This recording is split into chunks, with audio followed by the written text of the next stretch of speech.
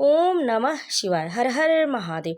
प्रेम से बोलिए भगवान शिव और माता पार्वती की जय, गणेश महाराज की जय। भक्तों, आज हम सुनेंगे सोमवार की व्रत कथा, जिसके सुनने से सभी मनोकामनाएं पूर्ण होती। इसीलिए भक्तों, श्रद्धा और भक्ति के साथ आप इस कथा का श्रवण अंत तक अवश्य करें सोमवार के दिन। तो प्रेम से बोले हर हर महादेव। एक नगर में एक बहुत धनवान साहूकार रहता था। उसके घर में धन की कमी नहीं थी, परंतु वह बहुत दुखी था, क्योंकि उसके कोई पुत्र नहीं था। वह इसी चिंता में रात दिन दुखी रहता। पुत्र की कामना के लिए वह प्रत्येक सोमवार को शिव जी का व्रत और पूजन किया करता था तथा सायंकाल मंदिर जाकर शिव जी के सामने दीपक जलाया करता था। उसके इस भक्ति भाव को देखकर एक समय माता पार्वती ने शिव जी से कहा, महाराज, यह साहूकार आपका अन्यतम भक्त है, सदैव आपका व्रत और पूजन बड़ी श्रद्धा से करता है। आपको इसकी मनोकामना अवश्य पूर्ण करनी चाहिए। शिव जी ने कहा, हे पार्वती, इस संसार कर्म क्षेत्र है। किसान खेत में जैसा बीज बोता है वैसा ही फसल काटता है। उसी तरह मनुष्य इस संसार में जैसा कर्म करते हैं वैसा ही फल भोगते हैं। माता पार्वती ने अत्यंत आग्रह से कहा, महाराज, जब यह आपका अन्यतम भक्त है और अगर इसको किसी प्रकार का दुख है तो उसे आपको अवश्य दूर करना चाहिए। आप तो सदैव अपने भक्तों पर दयालु रहते हैं और उनके दुखों को दूर करते हैं। यदि आप ऐसा नहीं करेंगे तो मनुष्य आपका पूजन तथा व्रत क्यों करेंगे। माता पार्वती का ऐसा आग्रह देख शिव जी कहने लगे, हे पार्वती, इसके कोई पुत्र नहीं है। इसकी चिंता में यह अति दुखी रहता है। इसके भाग में पुत्र न होने पर भी मैं इसको पुत्र प्राप्ति का वर देता हूँ, परंतु यह पुत्र केवल 12 वर्ष तक जीवित रहेगा।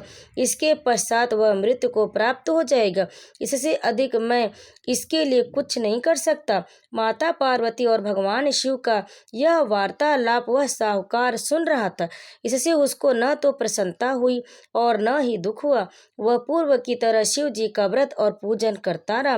वह बालक 11 वर्ष का हो गया तो बालक की माता ने उसके पिता से उसका विवाह करने के लिए कहा। साहूकार ने कहा, अभी मैं इसका विवाह नहीं करूंगा, मैं अपने पुत्र को काशी पढ़ने के लिए भेजूंगा। साहूकार ने बालक के मामा को बुलाकर उसको बहुत सा धन देकर कहा, तुम इस बालक को काशी पढ़ने के लिए ले जाओ और रास्ते में जिन जिन स्थानों में भी जाओ, यज्ञ करते, ब्राह्मणों को भोजन कराते तथा दक्षिणा देते हुए जाना। दोनों मामा भांजे यज्ञ करते, ब्राह्मणों को भोजन कराते तथा दक्षिणा देते काशी की ओर चल पड़े। रास्ते में एक शहर पड़ा। उस शहर में राजा की कन्या का विवाह था, परंतु जो राजकुमार विवाह कराने के लिए आया था वह एक आंख से काना था। उसके पिता राजा को इस बात की बड़ी चिंता थी कि कहीं अगर राजकुमार को देखकर राजकुमारी या उसके माता पिता विवाह में किसी प्रकार की अड़चन पैदा न कर दे। जब उसने सेठ की अति सुंदर लड़के को देखा तो उसके मन में विचार किया कि क्यों न द्वारचार के समय इस लड़के से वर का काम चलाया जाए। ऐसा मन में विचार कर उसने राजकुमार के पिता ने उस लड़के और उसके मामा से बात की। वे राजी हो गए। फिर उस साहूकार के लड़के को वर के कपड़े पहनाकर तथा घोड़ी पर बैठाकर कन्या के द्वार पर ले गए। सभी कार्य प्रसन्नता से पूर्ण हो गए। राजकुमार के पिता ने सोचा कि यदि विवाह भी इसी लड़के से करा लिया जाए तो क्या बुराई है। ऐसा विचार कर लड़के और उसके मामा से कहा, यदि आप फेरों और कन्यादान के काम को भी पूरा करा दें तो आपकी बड़ी कृपा होगी। मैं इसके बदले आपको पूरा सारा धन दूंगा। दोनों ने इसे सहर्ष स्वीकार कर लिया। विवाह कार्य बहुत अच्छी तरह से संपन्न हो गया। सेठ का पुत्र जिस समय जाने लगा तो उसने राजकुमारी की चुंदड़ी के पल्ले पर लिख दिया, तुम्हारा विवाह मेरे साथ हुआ, परंतु जिस राजकुमार के साथ तुम विदा होगी वह एक आंख से काना है। मैं काशी पढ़ने जा रहा हूँ। सेठ के लड़के के जाने के पश्चात राजकुमारी ने जब चुंदड़ी पर ऐसा लिखा, हुआ पाया तो उसने कान्हे राजकुमार के साथ जाने से मना कर दिया। उसने अपने माता पिता को सारी बात बता दी और कहा कि यह मेरा पति नहीं है, मेरा विवाह इनके साथ नहीं हुआ। जिसके साथ मेरा विवाह हुआ वह तो काशी पढ़ने गया है। राजकुमारी के माता पिता ने अपनी कन्या को विदा नहीं किया और बारात वापस चली गई। उधर सेठ का लड़का और उसका मामा काशी पहुंच गए।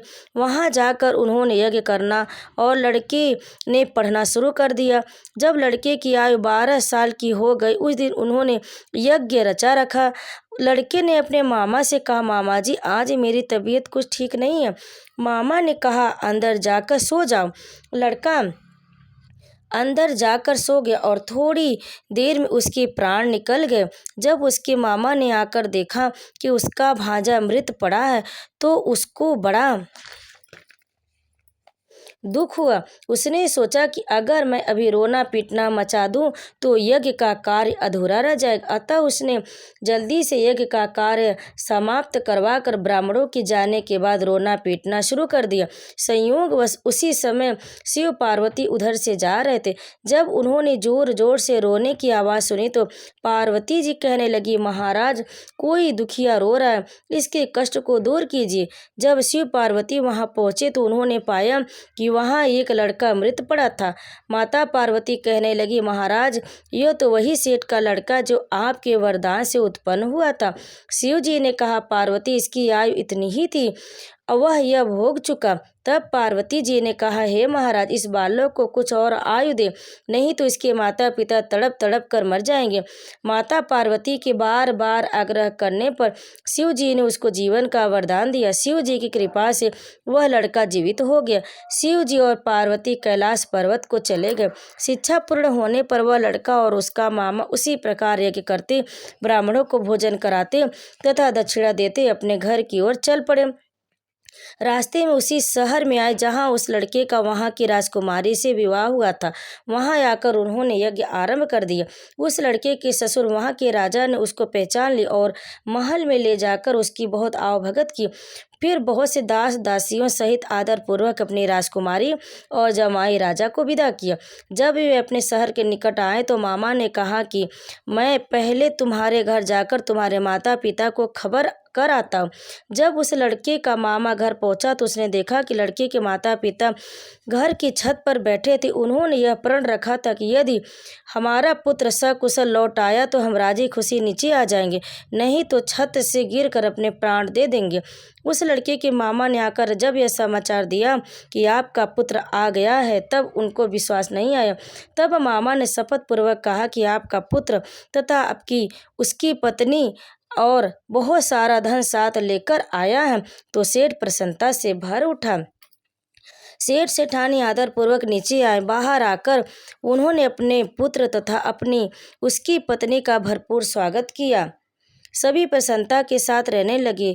जो कोई सोमवार के व्रत को धारण करता है अथवा इस कथा को पढ़ता या सुनता है उसके सब दुख दूर होकर उसकी समस्त मनोकामनाएं पूर्ण होती तथा इस लोक में नाना प्रकार के सुख भोग कर अंत में सदा शिव के लोक को प्राप्त होता। तो प्रेम से बोलिए भगवान शिव और माता पार्वती की जय। भक्तों, कथा को अंत तक सुनने के लिए आप सभी का बहुत बहुत धन्यवाद।